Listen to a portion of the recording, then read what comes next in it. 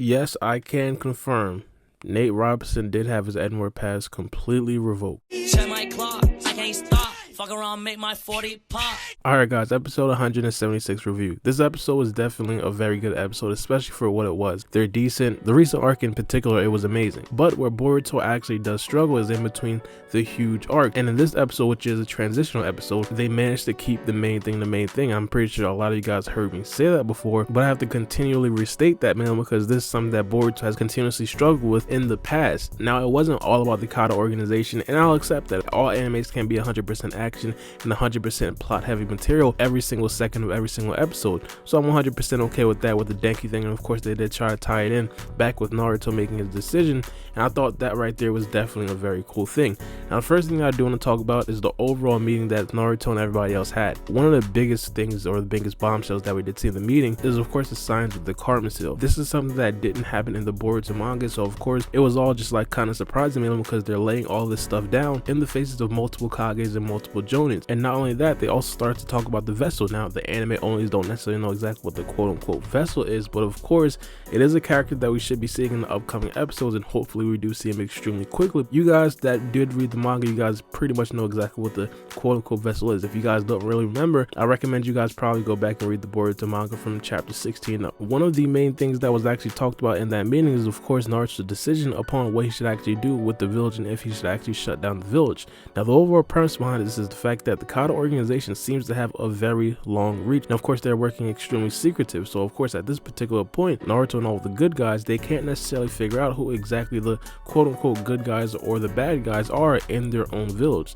So of course shutting down the village would probably be one of their first things to look at. Now in my opinion, I think that's a decent plan. I think that should definitely be a step that they should definitely think about, but I think it's pretty much an extremely flawed plan. One of the things that right there doesn't necessarily account for is of course the Kage members that are actually from the Hidden Leaf Village, and the Kage members that are actually inside of the Hidden Leaf Village as of right now. One of the things that I continuously praise the Boruto anime for is being completely different from the Boruto manga, and because of that it gives the Boruto anime a lot more flexibility of actually telling us who exactly has possible ties with the Kage organization. For example, every character that we did not see in the Boruto manga at this particular time, may it be Rock Lee, may it be Mirai, may it be Choji, we have no idea at this particular point. All of them in theory are probably going to be under investigation and be suspected of possibly being a part of the Kage organization. I personally think if the Boruto writers do not give us a curveball like that, if the Boruto writers do not necessarily have a household and beloved character potentially be a part of the Kage organization, I personally think that the Boruto writers would have probably dropped the ball on that potential right there. One of the things that I talked about when this scene right here is actually being in the Boruto manga, and of course it wasn't necessarily the exact same scene, but it just painted the picture of the fact that we don't necessarily know exactly who has ties with the Kage organization. I asked you guys, like, what if Shikamaru himself is a part of the Kage organization?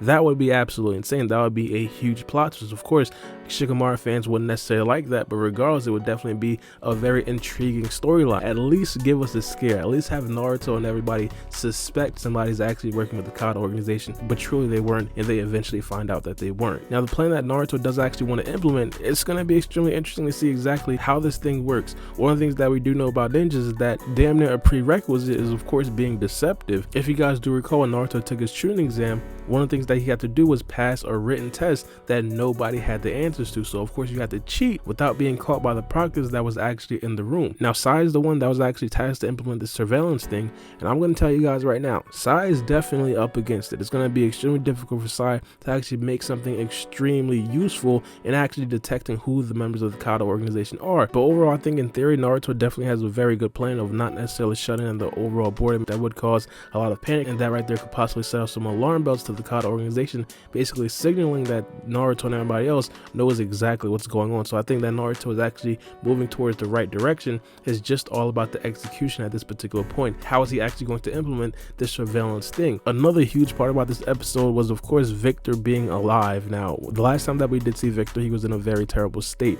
He was completely engulfed by the quote-unquote fake god tree, and it looked like it was completely over for Victor. The manga readers already understood Victor was probably not going to die in that particular situation, mainly because in the future we see him in the Boruto manga, and of course those chapters didn't necessarily appear just yet. So at this particular point, we're all holding out hope still. Victor did say some very interesting things. He basically said that the whole God tree thing was all Deepa's doing, and also Deepa is actually dead. If this was Twitter, they'd have slapped a disclaimer basically saying that this claim is actually disputed. First things first, we already understand that the God tree thing wasn't 100% Deepa's idea. Second thing, as I said before, I don't think that Deepa's dead. I think that Deepa's probably in a bad situation, and I think that Deepa's probably injured, not only physically but also mentally. It seemed like Deepa really wanted to taste the fruit of the God tree. However, there is definitely a possibility that Victor probably went over to Deepa and tried to finish the job himself after, of course, he did actually escape the God tree. Now, in my opinion, I think that's definitely not the case. One of the things that I definitely thought happened is the fact that Deepa probably left the scene before Victor did actually escape the God tree. And at this particular point, Victor probably has no idea where Deepa actually is. But one of the things that I'm pretty sure Victor knows is the fact that Deepa really has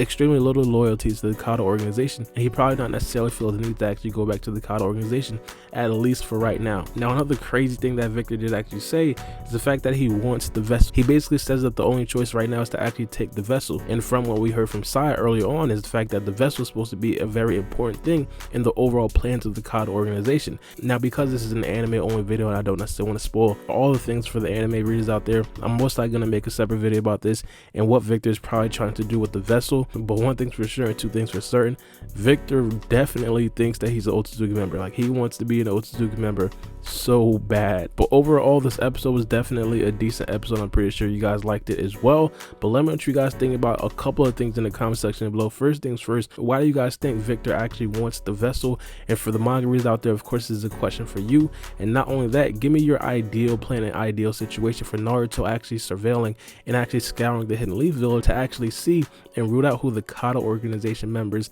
actually are that are actually in the village. Let me know what you guys think. It's been your boy Baara B, and we out. It's a knife.